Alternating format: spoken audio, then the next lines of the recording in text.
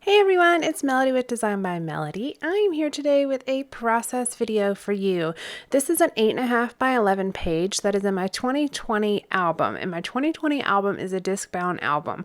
I just actually put my album together and created a cover for it, so you will be seeing a video about that album coming in just I think about a week and a half is when that video will go up. So make sure you keep an eye out for that. But this page will actually go in that album. And since it's going in that album, the maximum size I can put in that album is 8.5 by 11. But I did that on purpose so I can see how I scrapbook this year with that. And if I can maybe save a little bit of space, but still scrapbook like I want to. So we will see. But for this layout, I'm using the Thoughtful Studio Tessa and the Flowers collection, and that is the collection that I released for you earlier this month. It is a Thoughtful Studio collection, but she allowed me to release that on my YouTube channel first before it was released anywhere else, and that was really a lot of fun. I got to interview Marie and share that interview with you, and it was just really interesting to see the designer aspect of the paper collection. We always see the consumer side, but it's really kind of interesting to see the designer side. One of my favorite things about this collection, oh, by the way, if you missed that first video, I will link it at the end of this video so you can make sure that you go back and check it out.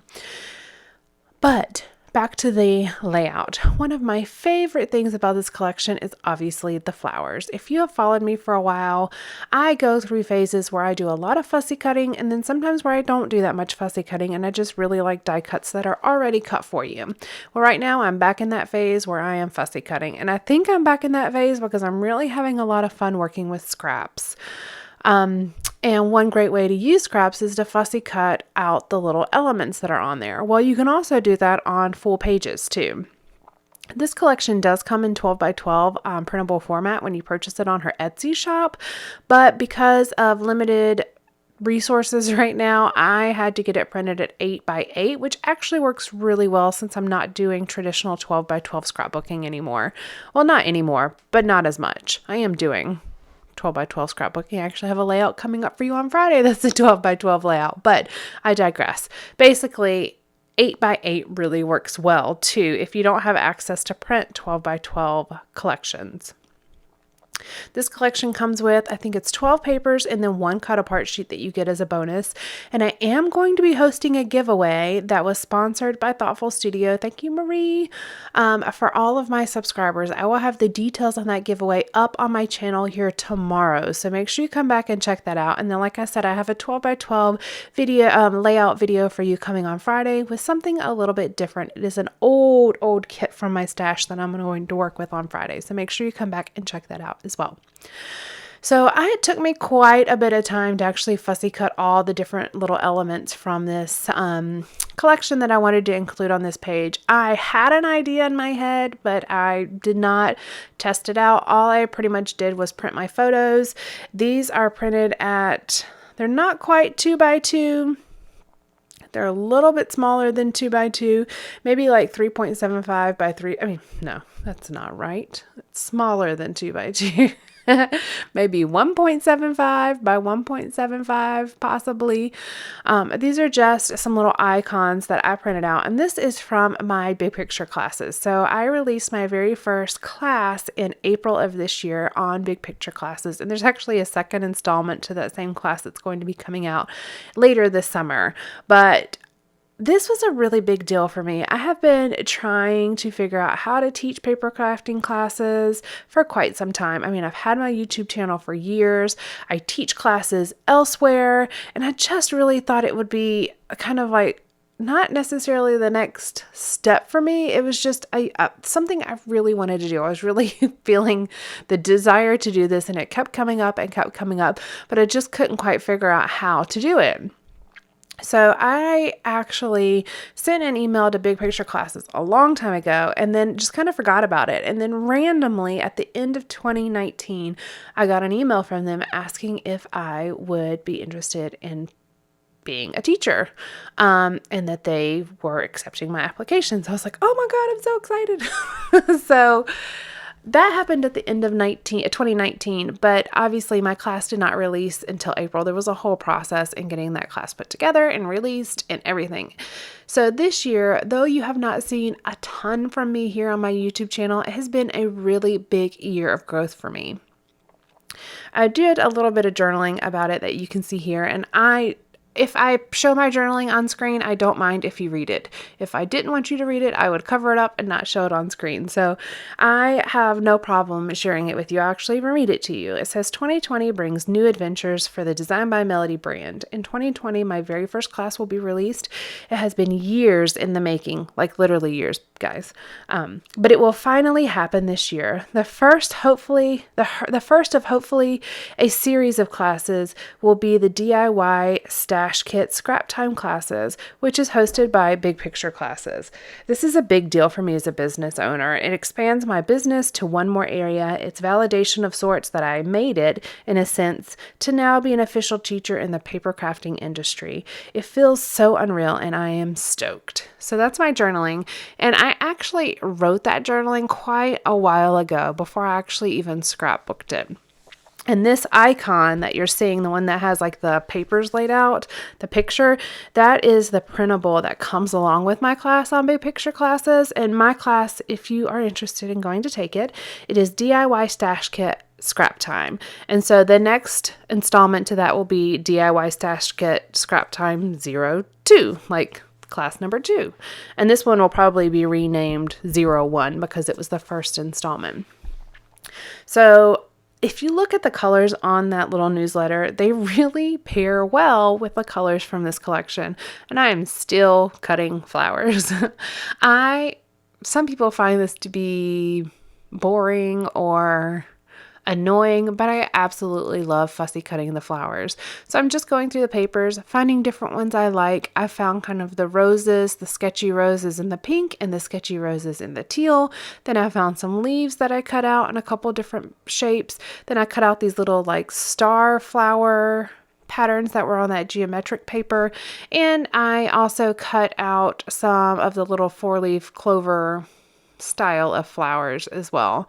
And I just kind of had all of them here, all of them laid out. And I do believe I have to go back and cut just a few more to fill in some gaps.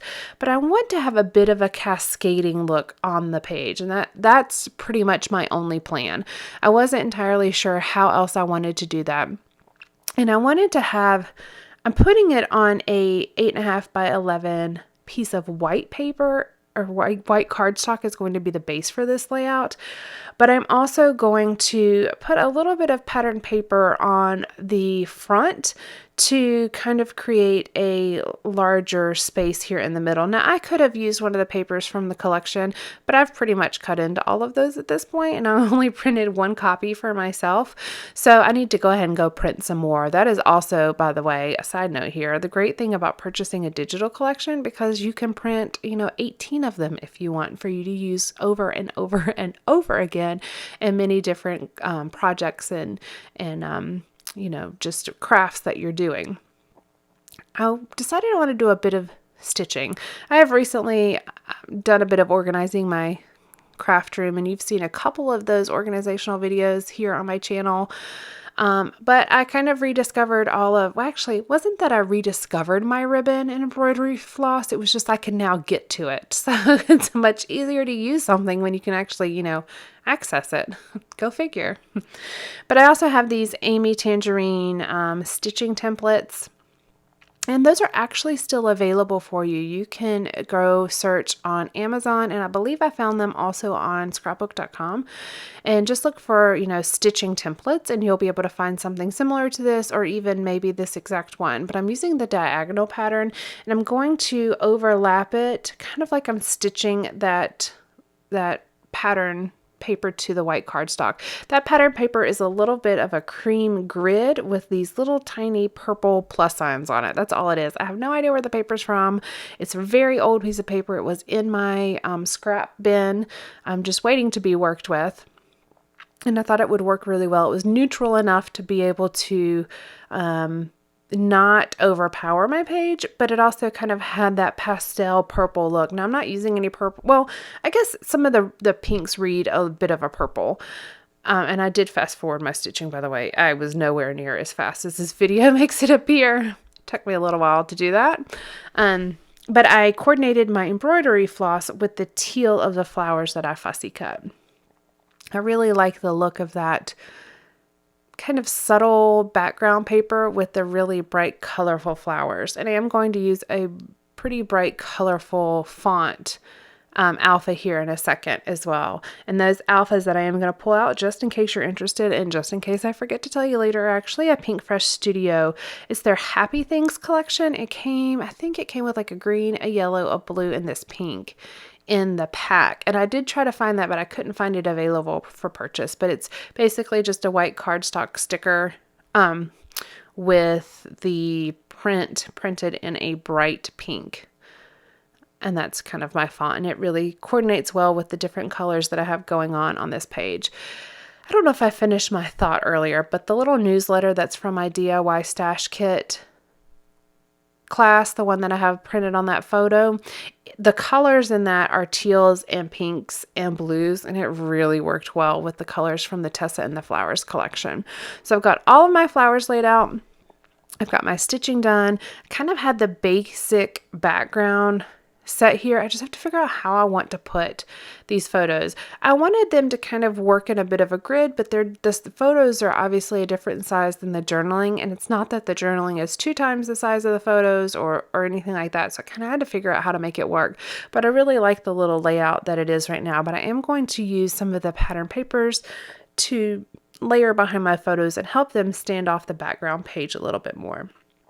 These are those Pink Fresh Studio alphas, and I was shocked that I actually had all the right letters to do the title that I wanted, which is A Year of Growth. I love to use all of my alpha stickers, and I really try to use the entire alpha sheet up as much as possible. I don't like to throw anything away without it being used. I would like to either reuse it or like gift it to somebody else or use it up completely. And I really try to use it up completely myself. So sometimes I have these alpha sheets sitting on my desk for a while before I figure out what to do with them. I try to keep the packages of things that are almost gone pretty accessible. That way I can use them and I don't just forget about them. A lot of times those end up being some of my favorite products because I've used them almost entirely. And so I always want to make sure that I actually use them to their fullest. Using a little bit more of white cardstock. I always have tons of white cardstock scraps sitting around my craft desk. There's it's endless. It's really kind of crazy. But the supply of white cardstock scraps I have is really, truly endless. I just put a white border around each of the photos, and then I backed it with one of the teal pattern papers. It was the one that had the geometric flowers on it, and I thought I used it as the layering piece because it had a little bit more of a solid look to it. The color was a little bit more solid. It didn't have quite so much variation in the color, and it worked really well as a layering piece behind the photos because it really adds a little bit of color around it. Now my journaling is just going to be stuck straight down, but I am going to end up tucking some of these flowers around. Now, pretty much the rest of the layout is just organizing where I want these flowers. Where do I want them? How do I want them layered? Do I want them going off the page? Do I want, the leaves tucking behind the flowers? How exactly do I want it? So I just literally, as you see here, take it flower by flower and lay it down on the page and see what looks good. I'm not gluing anything down quite yet. I will do some gluing here in a second and start getting them stuck down. Well, I said I didn't do any gluing, and then I immediately did gluing. All I did was glue the leaf to the back of that flower so it's one piece instead of 2 separate pieces. And I like that I have some of the flowers layering under or on top of the photos and the journaling, as well as under and on top of the edge of that pattern paper that I'm using as the kind of background behind where my photos are. I'm trying to vary a little bit of where I have the pink versus the blue. I'm even overlapping some of the smaller flowers, as well as tucking a few kind of around where my title is. I've got a cascading look from the top right down to the bottom left, which is really kind of a non-traditional way for what I would typically do. With the fact that my photo is facing off to the right of the page, usually I would try to have it facing towards the journaling and towards the center of the page, but it just didn't like the way that that looked when I put those photos on the left side of the journaling. I definitely like the stacked photos on the right with the journaling to the left a little bit better. So that's kind of why I chose to do it this way, but I typically wouldn't do it quite that way. This is where I mentioned at the beginning, I am trimming out a few more flowers so I can have some specific looking flowers. I wanted just a few more of the little small pink flowers. And then that is about it. I'm going to fuss just a little bit to see if there's something else I want to do, layering just a couple more flowers, but I feel like this kind of fills in the space like I want it to. And I'm pretty satisfied with the way this looks. Now I am going to use just my Tombow Mono Liquid, multi-liquid glue to glue these down. I find that that's a little bit easier with the smaller pieces that are not like a square shape than using a glue or tape runner. It just seems to work a little bit easier and it adheres very well. I never have had any issues with anything, staying stuck down with this Tombow Mono Liquid, multi-liquid glue. And this stuff lasts forever because you just use the tiniest little dot on the back of what you're doing. So these little bottles of liquid glue, yeah, it doesn't seem like there's much in there, but it really lasts quite a long time. This layout is fairly simple as far as what I did. I didn't use a whole lot of techniques. I mean, I did some stitching and the fussy cutting, but other than that, it's really just layering and placement. But I was very thoughtful about where I placed each thing and kind of fussed around with how things were layered and how things were stacked and tucked under each other. I have really been able to use this kit, this collection well, and I still have a lot left in it. I have a couple more projects planned. I will try to post those for you here. If I don't make them on a YouTube video, I will I will definitely post them in pictures on my Instagram page. So make sure that you are following me on Instagram. Also, make sure that you're following Thoughtful Studio on Instagram. She posts all kinds of things with lots of different projects related to her collection. And she has tons of new collections. She has more than one collection coming out a month, which is kind of unheard of. A lot of paper companies will only release one collection or one kit a month. So it's really kind of fun that you have multiple options for purchasing. And because they're digital kits, digital collections, you can purchase some of the older collections back on her page. It's not that they retire or go out of stock because they're digital kits. So she's able to keep those in stock on the shop and you are able just to purchase and print them on your own, and you can print as many as you want once you have purchased the files. So that is it for today's layout. Make sure you come back tomorrow because I am going to have the details of the giveaway. I'm giving away with Marie sponsoring and her blessing on this giveaway. One collection printed at 8x8. Like I said, I don't have the capacity to print 12x12 collections right now, but I do have the 8x8 collection that you will get all of the papers and the cut aparts. I hope you have enjoyed this today, and I'll be back tomorrow. Bye!